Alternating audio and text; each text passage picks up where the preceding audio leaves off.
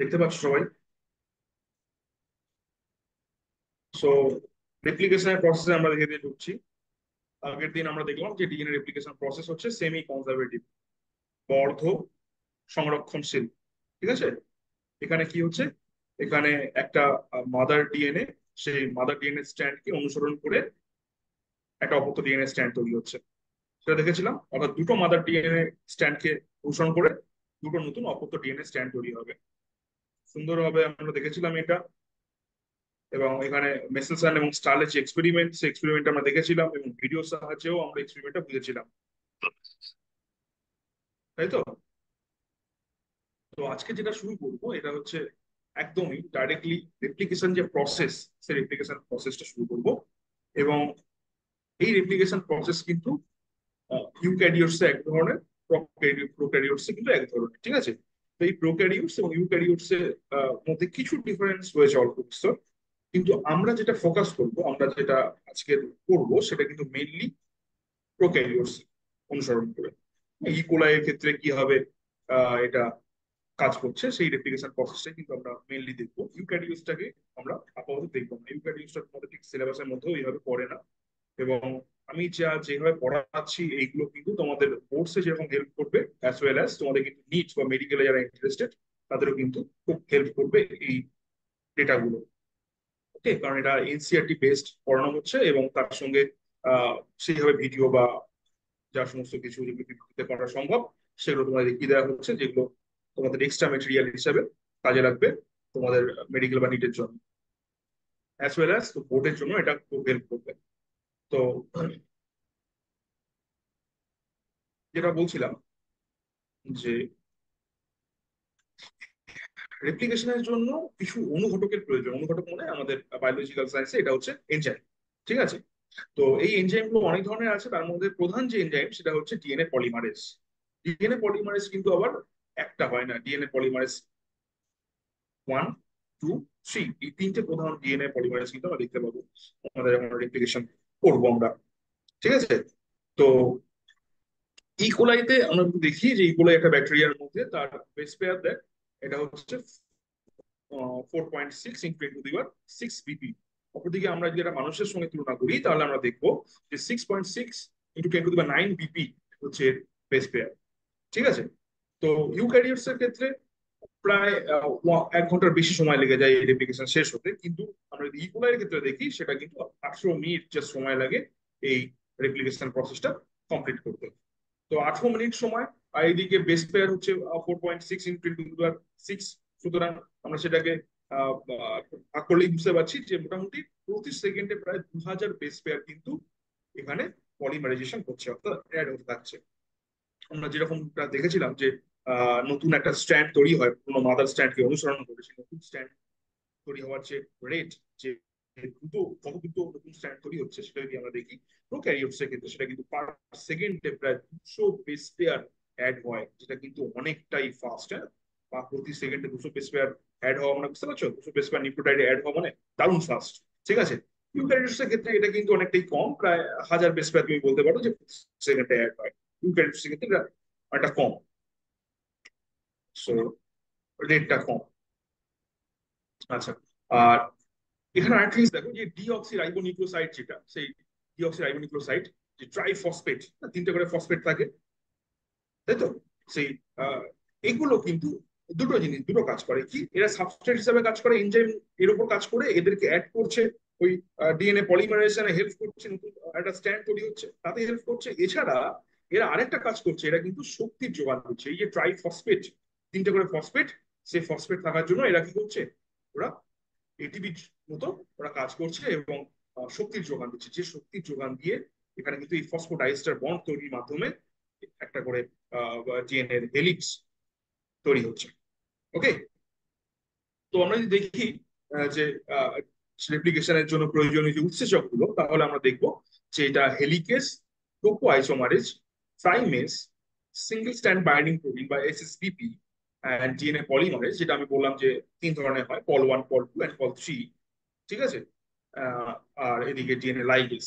এই এত ধরনের কিন্তু আমরা দেখবো যে ডিএনএ রেপ্লিকেশনের জন্য প্রয়োজনীয় উৎসেচক কিন্তু প্রধান যদি আমরা দেখি তাহলে সেগুলো কিন্তু এইগুলোই। ওকে। তো প্রথমে কি হয়, প্রথমে যদি আমরা দেখি যে ডিএনএ স্ট্যান্ড গুলো, যেমন এটা এটা আমরা দেখতে পাচ্ছি ব্লু রঙে, এটা হচ্ছে মাদার স্ট্যান্ড। হ্যাঁ, একটা একটা 3 প্রাইম 5 প্রাইমে গেছে, আর এটা 5 প্রাইম 3 প্রাইমে গেছে। ওকে, তো এই মাদার স্ট্যান্ড তাকে অনুসরণ করে এই রেড স্ট্যান্ডটা তৈরি হচ্ছে। এই রেডটা কিন্তু নতুন করে তৈরি হওয়া স্ট্যান্ড, যেমনটা কিন্তু আমরা সেমি কনজারভেটিভে পড়েছিলাম। এবং আমরা জানি এটাও, যে এই ডিএনএ নতুন যে স্ট্যান্ড তৈরি হয় সেটা সবসময় 5 প্রাইম টু 3 প্রাইম ডাইরেকশনে তৈরি হয়। তাহলে এটা দেখো, এটা 3 প্রাইম থেকে 5 প্রাইম ওল্ড যে মাদার স্ট্যান্ড, তাকে অনুসরণ করে নতুনটা তৈরি হচ্ছে 5 প্রাইম থেকে 3 প্রাইম। কোনো অসুবিধা নেই, খুব সুন্দরভাবে তৈরি হচ্ছে। কিন্তু আরেকটা অসুবিধা দেখো এই স্ট্যান্ডটার ক্ষেত্রে, এক্ষেত্রে এইটা 5, এখানে 5 প্রাইম আর এখানে হচ্ছে 3 প্রাইম। ওকে, নতুন ডিএনএটা কিন্তু তৈরি হবে 5 প্রাইম থেকে 3 প্রাইমে। তো সেক্ষেত্রে কিন্তু এই যে টুকরোগুলো, এগুলো কিন্তু তৈরি হচ্ছে বিকজ অল্প অল্প করে এই প্যাচটা খুলছে, খুললে অল্প অল্প করে এই টুকরোগুলো তৈরি হচ্ছে। ঠিক আছে, কিভাবে তৈরি হচ্ছে না হচ্ছে সেটা আমরা আর ডিটেলসে পড়বো। তাহলে দেখো, প্রথমে আসছে এনজাইম হেলিকেজ। এনজাইম হেলিকেজ এসে কি করছে, এনজাইম হেলিকেজ এসে ও এই জায়গাটা কাটছে, কেটে দুটো স্ট্যান্ডের মধ্যে যে বেস পেয়ার, সেই হাইড্রোজেন বন্ডগুলোকে ভেঙে দিচ্ছে। সেই হাইড্রোজেন বন্ডগুলো ভেঙে দিয়ে ও কিন্তু স্ট্যান্ডগুলোকে সেপারেট করে দিচ্ছে। ঠিক আছে, যাতে এরকম একটা ওয়াই এর মতো একটা স্ট্রাকচার নেয়, যেরকম তোমরা দেখতে পাচ্ছ। এবং সাথে সাথে কি হচ্ছে, এই এসএসবিপি, এই যে এসএসবিপি রয়েছে, এই এসএসবিপি কি করছে, সেখানে বসে যাচ্ছে, সিঙ্গেল স্ট্যান্ড গুলোতে বসে যাচ্ছে এসএসবিপি, এখানে তোমরা দেখতে পাচ্ছ। ঠিক আছে, ওকে। তো এসএসবিপি এর মধ্যে বসে যাচ্ছে। এই ইয়েলো কালারের যেগুলো আছে এগুলো হচ্ছে এসএসবিপি, সরি, এই যে ইয়েলো কালার তোমরা যেগুলো দেখতে পাচ্ছ এগুলো হচ্ছে এসএসবিপি। ওকে, তো এইগুলো, এইগুলো, এইগুলো এসএসবিপি, এগুলো বসে যাচ্ছে, বসে দিয়ে এরা কি করছে, স্ট্যান্ডটাকে পার্মানেন্টলি সেপারেট করে রাখছে। কেন? কারণ ডিএনএ স্ট্যান্ডের একটা বড় বৈশিষ্ট্য হচ্ছে এরা যেমন সেপারেট হয়ে যেতে পারে, আবার এরা কিন্তু পরস্পর জুড়েও যেতে পারে। ঠিক আছে, এটা যেমন ভেঙে যেতে, বন্ড ব্রেক করে যেমন আলাদা হয়ে যেতে পারে, এরা আবার কিন্তু উপযুক্ত টেম্পারেচারে আসলে এরা আবার পরস্পরের মধ্যে জুড়েও যেতে পারে। এটা ডিএনএ একটা বড় বৈশিষ্ট্য, যেটা তোমরা পরবর্তীকালে যখন বায়োটেকনোলজি চ্যাপ্টারটা পড়াবো তখন তোমাকে বলে দেবো যে এই বৈশিষ্ট্যটার গুরুত্ব কতটা। এই যে টেম্পারেচার বাড়ালে ধরো ডিএনএ স্ট্যান্ড গুলো খুলে যাচ্ছে, আবার সঠিক টেম্পারেচারে আসলে ডিএনএ স্ট্যান্ড গুলো জুড়ে যাচ্ছে, সেটার একটা বড় গুরুত্ব রয়েছে। আমরা যখন বায়োটেকনোলজি চ্যাপ্টার পড়বো, পিসিআর পড়বো, তখন আমরা ওটা জানবো। ওকে, তো এটা খুব ইম্পর্টেন্ট, যেটা আমি বলছিলাম যে হেলিকেজ কি করছে, ও ডিএনএ এর যে আহ, এগুলো রয়েছে তোমার, হাইড্রোজেন বন্ডগুলো রয়েছে, সেই হাইড্রোজেন বন্ডগুলো কেটে দিচ্ছে। এবং তাতে কি হচ্ছে, মাদার স্ট্যান্ডগুলো সেপারেট হয়ে যাচ্ছে, এবং সেই সেপারেট যাতে স্ট্যান্ডগুলো আবার জুড়ে না যায় তার জন্য এসএসবিপি ওর মধ্যে বসে ওগুলোকে বাইন্ড করে রেখে দিচ্ছে। ঠিক, এবার কি হচ্ছে, এইভাবে যত আমরা দেখবো যে হেলিক্স গুলো যেভাবে সেপারেট হয়ে যাচ্ছে, ঠিক আছে, এইভাবে যত মাঝখানে হাইড্রোজেন বন্ড ভেঙে যাচ্ছে, তত দেখবো আমরা এই যে জায়গাটা, হুম, ওকে, তত আমরা দেখবো এই যে জায়গাটা, এই জায়গাটা এখানে কিন্তু সুপার কয়েল হয়ে যাবে। ঠিক আছে, তোমরা একটা দড়ির স্ট্যান্ডের কথা ভাবো, একটা এরকম দড়ির কথা ভাবো, যে দড়িটা, তোমরা যদি দড়ির এই মাথাটা আর এই মাথাটা ধরে খোলার চেষ্টা করো হাত দিয়ে, তাহলে তোমরা দেখবে যে এই জায়গাটা কিন্তু সুপার কয়েল হয়ে যাবে, খুব বেশি করে পেঁচিয়ে যাবে। যত তোমরা এইভাবে ধরে টানবে তত দেখবে ওই জায়গাটা দড়ি পেঁচিয়ে যাচ্ছে। ওকে, ঠিক কিনা? ঠিক, যেমনটা তোমরা এইখানটা দেখছো, এখানে দেখো, ওই রেপ্লিকেশন ফর্কটাই কিন্তু আমি বুঝিয়েছি। তোমরা যেটা দেখছো সেটা হাফ ফর্ক। হ্যাঁ, এই যে ওয়াই এর মতো জিনিসটা তৈরি হয়েছে, এপারে একটা, এপারে একটা, তোমরা কিন্তু এই একটা হাফ কে দেখছো, তাই তোমরা একটা সাইডে ওয়াই কে দেখছো। তাহলে যত তুমি এই স্ট্যান্ড গুলোকে ধরে সেপারেট করবে, তত কি হবে, এই দড়ির মতো এখানে কিন্তু সুপার কয়েল হয়ে যাবে, এই জায়গাটা কিন্তু সুপার কয়েল হয়ে যাবে। ওকে, সো এই সুপার কয়েলটাকে আবার যদি আমরা দেখি, সেটাকে কিন্তু রিলিজ করে টোপো আইসোমারেজ, আরেকটা এনজাইম যেটা তোমার নাম পড়েছো, এই যে টোপো আইসোমারেজ। এই টোপো আইসোমারেজ কিন্তু ওই সুপার কয়েলিংটাকে কি করে, রিলিজ করে। ঠিক আছে, যাতে স্ট্যান্ড গুলো ঠিকঠাক সেপারেট হয়, সেই ব্যাপারটা কিন্তু এ দেখে। ঠিক আছে, আচ্ছা, আর আরেকটা হচ্ছে ডিএনএ প্রাইমেস। ওকে, অ্যাকচুয়ালি এটা হচ্ছে এক ধরনের আরএনএ পলিমারেজ। দেখো আমি লিখেও দিয়েছি, ডিএনএ প্রাইমেজ যেটা সেটা কিন্তু এক ধরনের আরএনএ পলিমারেজ। ওকে, আরএনএ পলিমারেজ এটা কি করে এরা, ওই ডিএনএ কে ডিপেন্ড করে, ডিএনএ যে নিউক্লিওটাইড গুলো আছে সেই সজ্জাকে আহ, অনুসরণ করে বেশ কয়েকটা নিউক্লিওটাইডের ওরা একটা আরএনএ ফ্র্যাগমেন্ট তৈরি করে। ওটা কিন্তু ডিএনএ নয়, আরএনএ ফ্র্যাগমেন্ট তৈরি করে। এবং যে আরএনএ ফ্র্যাগমেন্টের পরবর্তীতে রাইবো ডিঅক্সি রাইবো নিউক্লিওটাইড গুলো জুড়ে জুড়ে জুড়ে জুড়ে জুড়ে জুড়ে একটা কন্টিনিউ অপত্য ডিএনএ স্ট্র্যান্ড তৈরি হবে। কিন্তু মুশকিলটা হচ্ছে এই যে প্রাইমেজ উৎসেচকটা খুব ইম্পর্টেন্ট, এবং প্রাইমেজ উৎসেচকের সাথে সাথে, ঠিক আছে, এইটার ডিএনএ যে প্রাইমেজ উৎসেচকটা যেটা actually DNA dependent RNA polymerase, খুব ইম্পর্টেন্ট কথা যেটা আমি বললাম, ডিএনএ ডিপেন্ডেন্ট আরএনএ পলিমারেজ, এটা কিন্তু খুব ইম্পর্টেন্ট। এবং এটা কিন্তু কি করছে, এটা আরএনএ প্রাইমার তৈরি করছে, একটা আরএনএ ছোট্ট টুকরো ছোট্ট ফ্র্যাগমেন্ট তৈরি করছে। হ্যাঁ, যে আরএনএ ফ্র্যাগমেন্টের উপর ডিপেন্ড করে, যে আরএনএ ফ্র্যাগমেন্টের উপর ডিপেন্ড করে কি হবে, ডিএনএ রেপ্লিকেশনটা তার পরবর্তীতে যুক্তে যুক্তে যাবে। ঠিক আছে, তো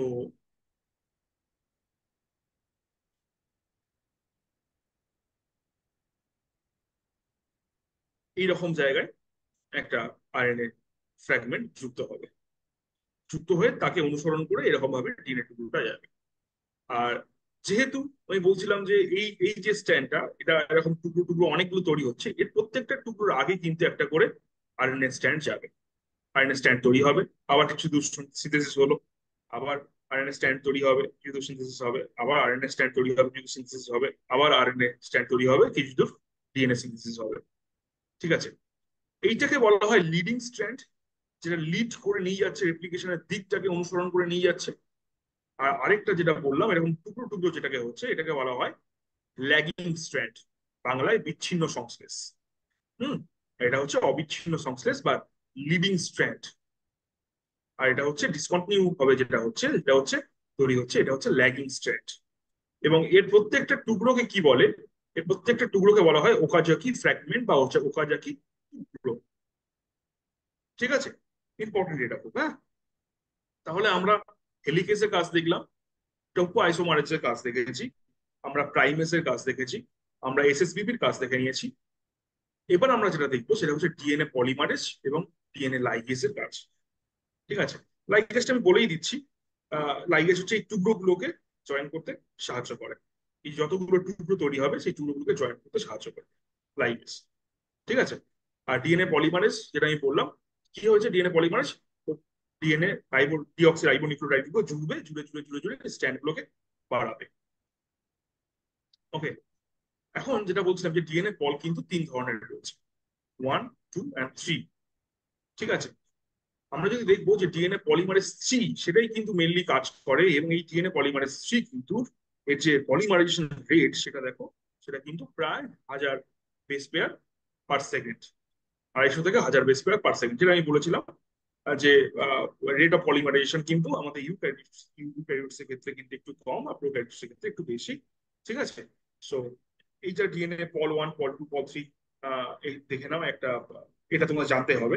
হুম, আর আরেকটা জিনিস যেটা হচ্ছে সেটা হচ্ছে এই এই যে এইটা 3' to 5' এক্সোনিউক্লিয়াস যে প্রুফ রিডিং যে আহ, ধর্মটা, সেটা কিন্তু সবার রয়েছে, ওয়ান, টু অ্যান্ড থ্রি।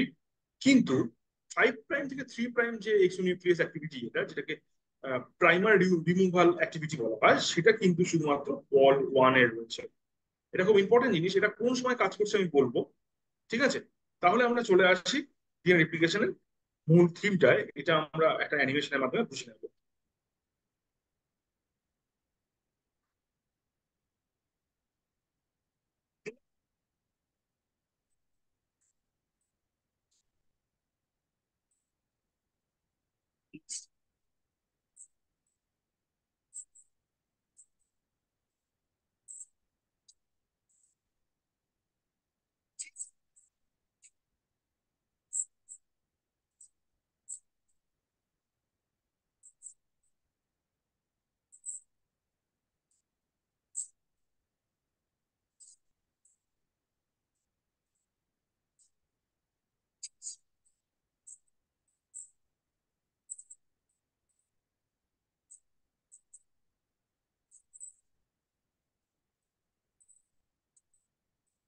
এই যে হেলিকেজ কাজ করছে।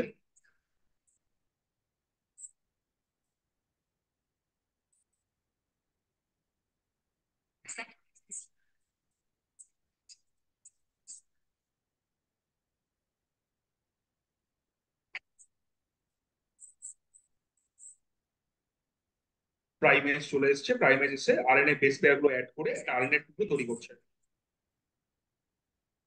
RNA prime.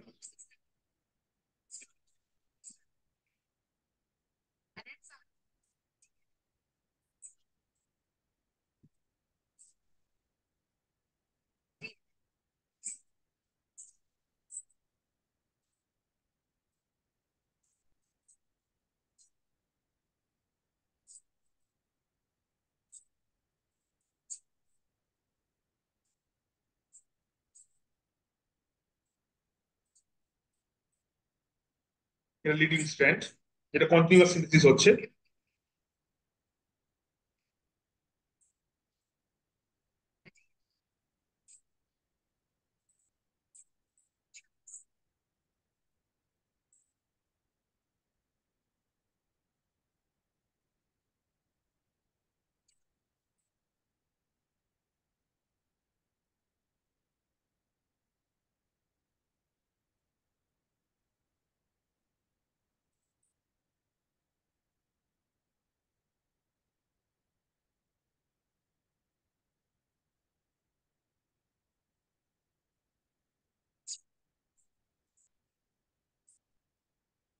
আবার একটা টুকরো তৈরি হলো ডিএনএ।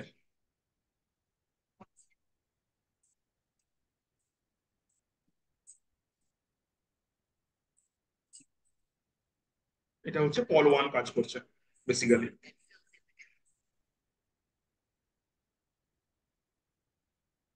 এক্সোনিউক্লিয়াস তাহলে অ্যাক্টিভিটি দিয়ে ওটাকে তুলে ফেললো প্রাইমার গুলোকে, এবং সেই অনুযায়ী ডিএনএ টুকরোগুলোকে গেঁথে দিল, দিয়ে লাইগেজ কি করছে, এটাকে জয়েন করে দিচ্ছে।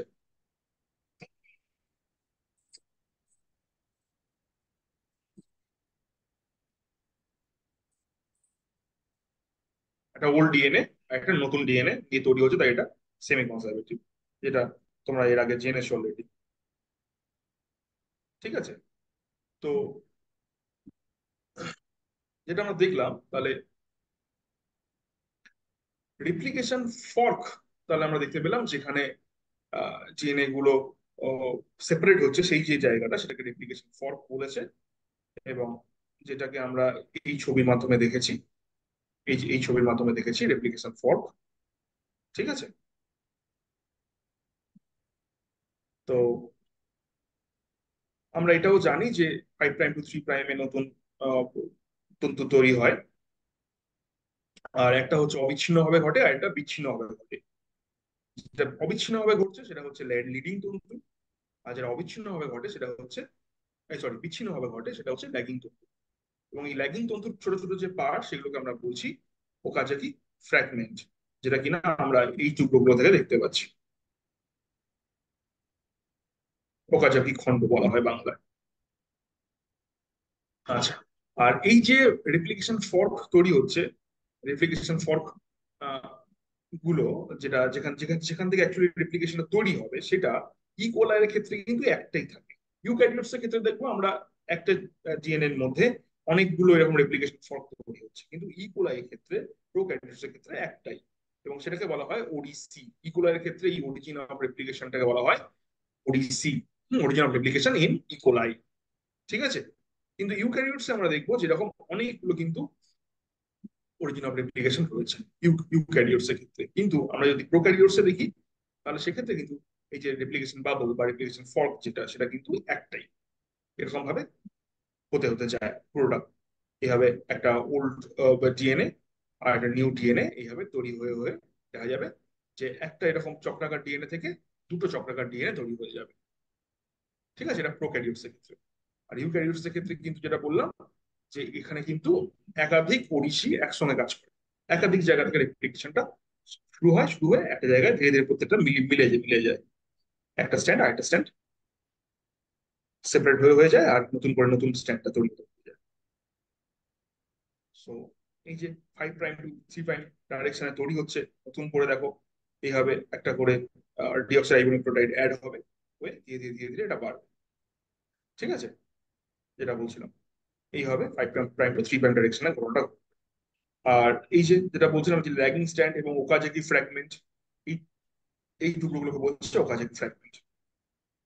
এখানে কি হয়, ডিএনএ ধাপে ধাপে ধাপে ধাপে ছোট ছোট টুকরোর মাধ্যমে হয়। এবং মনে রাখবো এখানে যে প্রত্যেকটা টুকরোর জন্য কিন্তু প্রত্যেকটা আরএনএ প্রাইমার লাগে।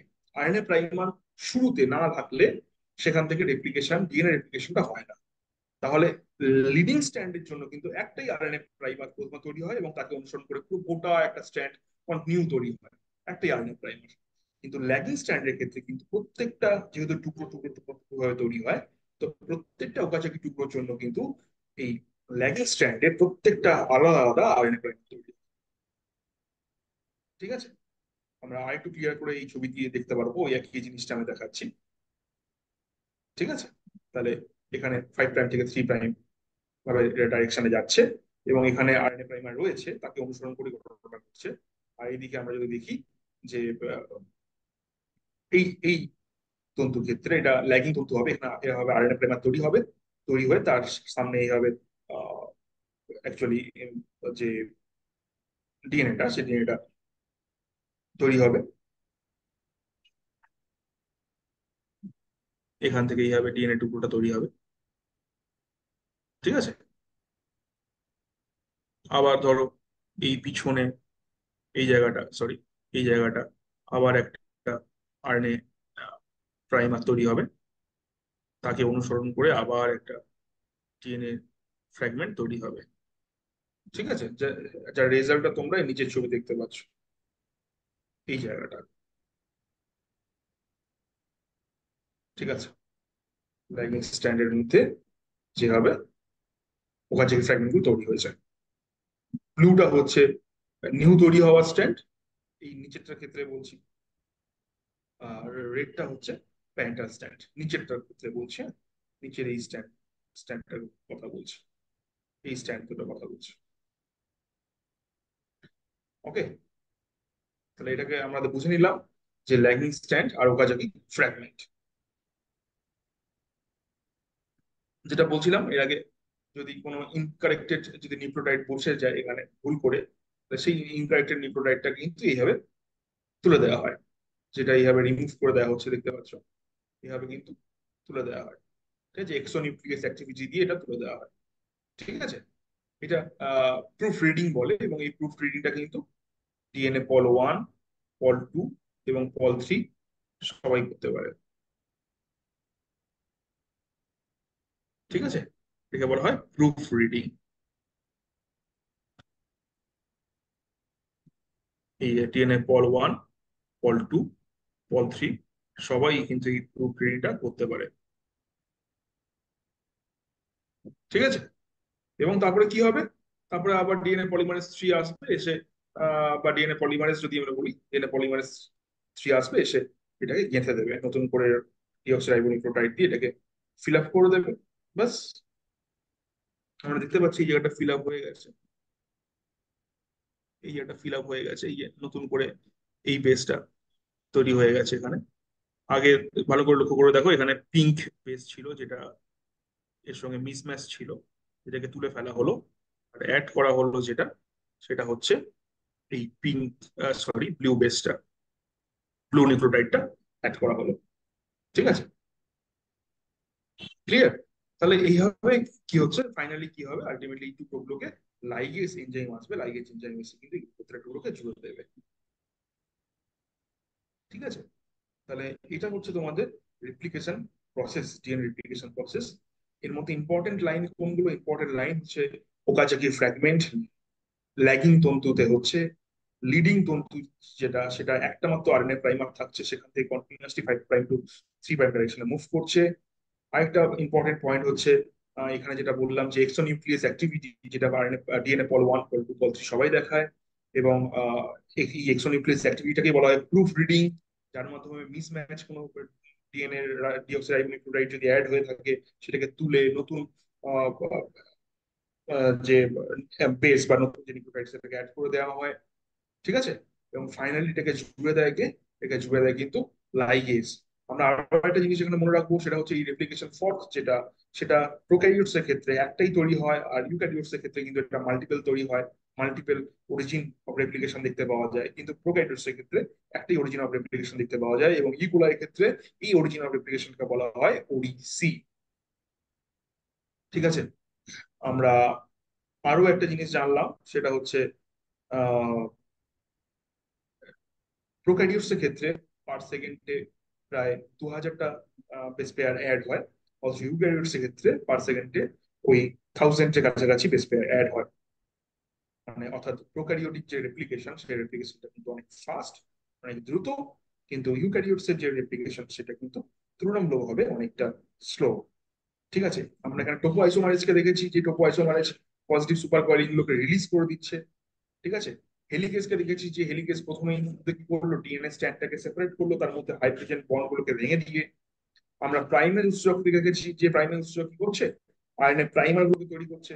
This is RNA polymerase, actually আর ডিএনএ প্রাইমেজ যেটা, সেটা কিন্তু একটা আরএনএ পলিমারেজ উৎসেচক। যে আরএনএ পলিমারেজটা DNA dependent RNA polymerase, very much important line. This is DNA dependent RNA polymerase, because DNA কে ডিপেন্ড করে ও আরএনএ টুকরোটা তৈরি করছে। লাইগেজ যেটা বলছিলাম, লাইগেজ এই ফসফোরাইস্টার বন্ড গুলো তৈরি করে টোটাল একটা ডিএনএ একটা হেলিক্স তৈরি করে দেয়। ঠিক আছে, যার মধ্যে কোনো ব্রেক থাকে না, ব্রেক গুলোকে জয়েন করে দেয়। তাহলে এই এনজাইম গুলোর নাম মনে রাখবো, প্রত্যেকটা এনজাইমের নাম। ঠিক আছে। তাহলে এই হচ্ছে আমাদের রেপ্লিকেশন প্রসেস, যেটা আমরা মেইনলি প্রোক্যারিওটস এর উপর বেস করেই পড়লাম। ইউক্যারিওটস এর অল্প অল্প যেগুলো ছিল সেগুলো আমি তোমাদের বলে দিয়েছি।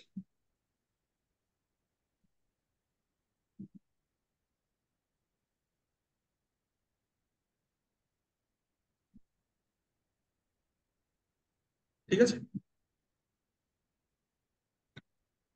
তাহলে তোমাদের ক্লাসের সময়ও হয়ে গেছে, তো আজকের ক্লাস তাহলে এই পর্যন্ত থাকছে। নেক্সট দিন আমরা এই যে সেন্ট্রাল ডগমা আছে, সেই সেন্ট্রাল ডগমার বাকি যে প্রসেস গুলো রয়েছে, লাইক ট্রান্সক্রিপশন, ট্রান্সলেশন, এরকম প্রত্যেকটা স্টেপ কিন্তু আমরা ধরে ধরে করবো। এবং মনে রাখবে, এটা তোমাদের বোর্ডসে যেরকম হেল্প করবে, এইচএসসি যেমন হেল্প করবে, তার সঙ্গে সঙ্গে ওটা কিন্তু নিট বা মেডিকেলও সেটা হেল্প করবে। ওকে, বাই তাহলে।